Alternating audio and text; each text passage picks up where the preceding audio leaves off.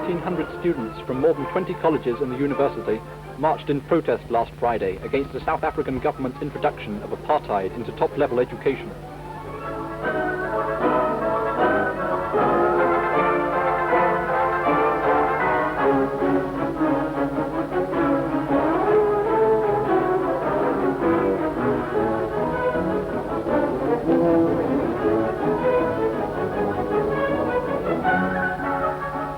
Led by LSE union officials, the column, which at one time stretched for half a mile, made its way from LSE through Holborn and King's Cross to Russell Square.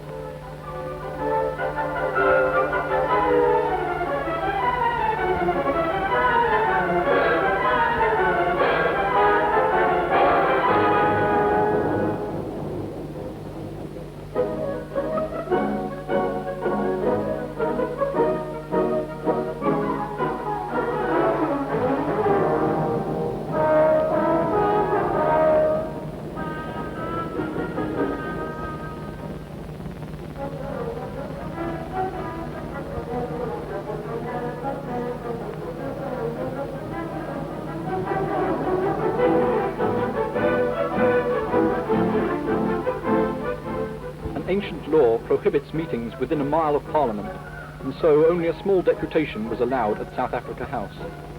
LSE President Alan Hole and ULU's John Berridge and a few others presented a strongly worded letter protesting against the apartheid bill.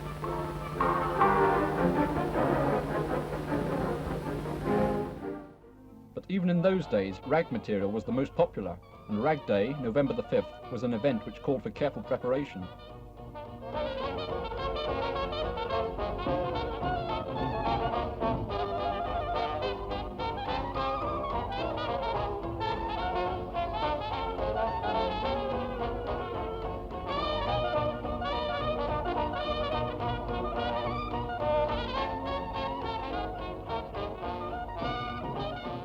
Floats toured the West End before returning to college for the climax of the evening's festivities, a giant bonfire in the front quad.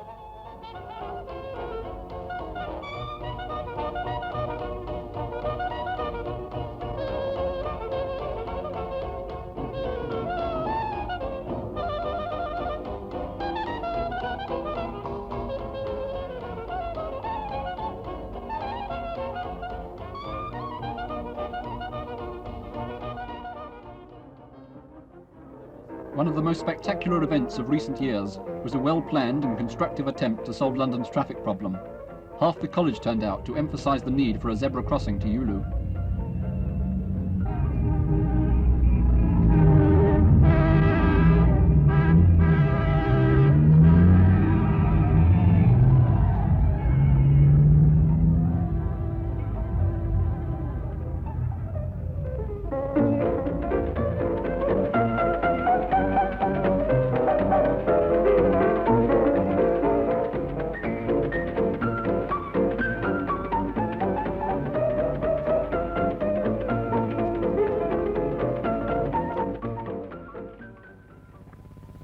So they continued to come in their hundreds, some feeling confident or excited, others appearing lost and nervous. And what were their first reactions? You've only been here for a few hours, but would you tell us your first impressions of University College? Pretty hectic. Pretty hectic? Yeah, indeed. Have you been on one of the college tours? Yes. Yeah. Does this help you to find your way around the college or not? A little. And what are you reading here? Law. Have you joined any of the societies yet? Yes, well, I just joined the Law Society so far. I haven't had much time to look around. What are your first impressions? I know you haven't been here long. Oh, well, I'm just terribly confused. I can't find my way around or anything. Never mind, you'll soon get used to that. You're going to the special ball? Yes, yes. Hitherto, the boroughs of Holborn and St Pancras have been separated by the dangerous barrier of Torrington Place. At last, despite the enormous expense involved, a zebra crossing has appeared, which should increase the safety of the trek between the bar at UC and that at ULU.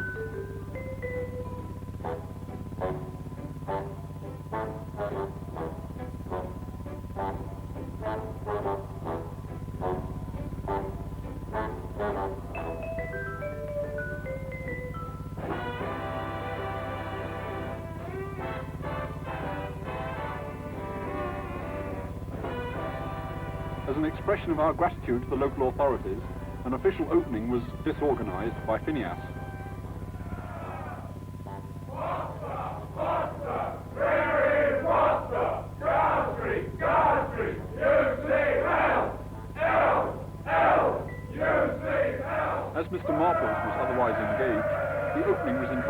a pseudo-zebra. A length of perforated blue ribbon was draped across the island, and with enthusiastic support, the animal declared its mineral counterpart officially open.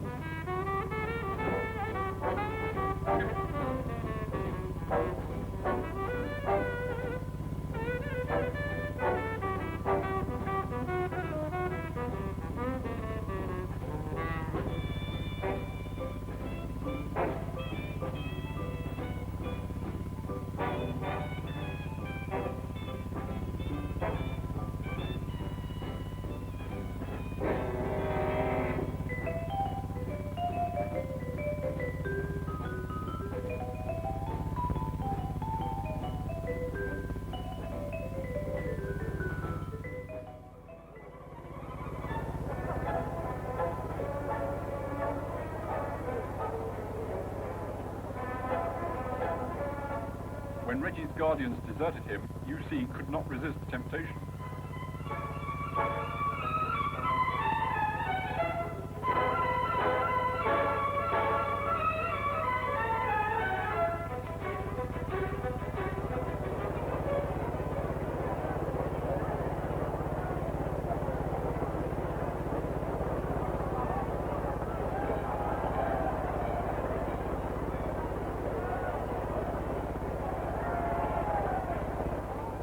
Despite the gentlemen's agreement which had been reached because of the state of the ground, fighting was vicious, one gentleman requiring assistance.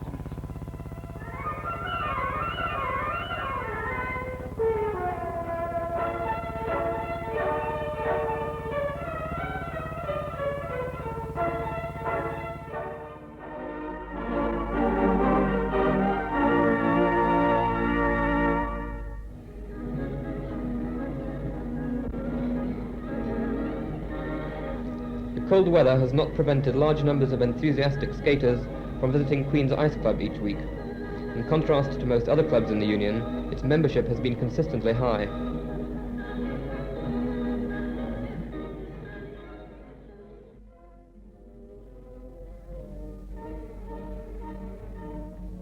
The stage set was specially designed and constructed, and the lighting was carefully planned. Many rehearsals took place in the music room. The lady we're trying to find. The lady we're trying to find. Count Pulaski's.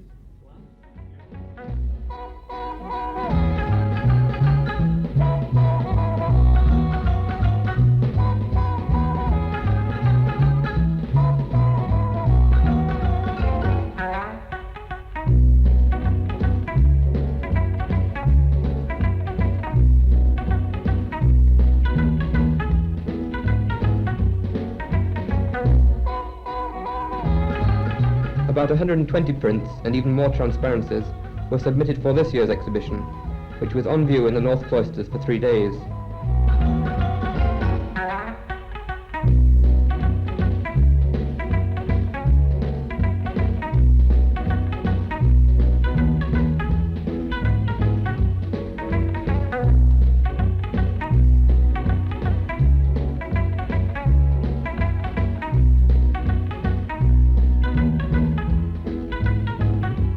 Prints on show were of a higher standard than in previous years and were judged by Mr. Owen Thomas, a freelance photographer.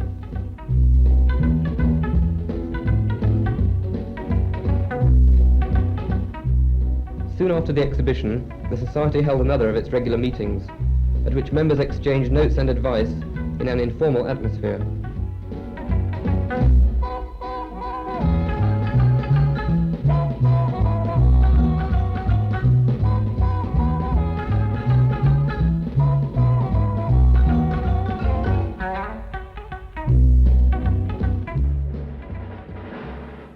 Climax of the week was the race up the Post Office Tower, when 15 UC students competed for the prize of a meal for two in the Tower restaurant.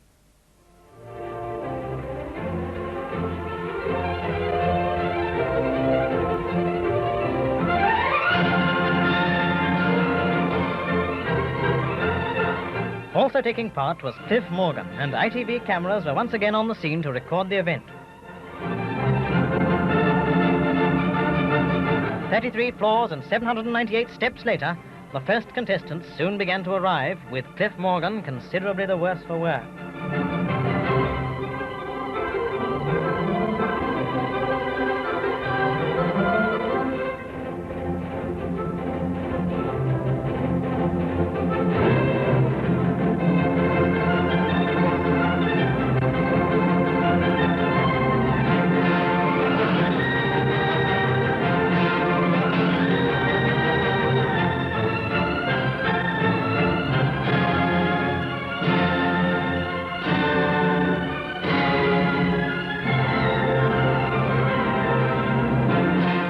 All the competitors, in fact, made it to the top, and the previous record was beaten by more than 5 minutes.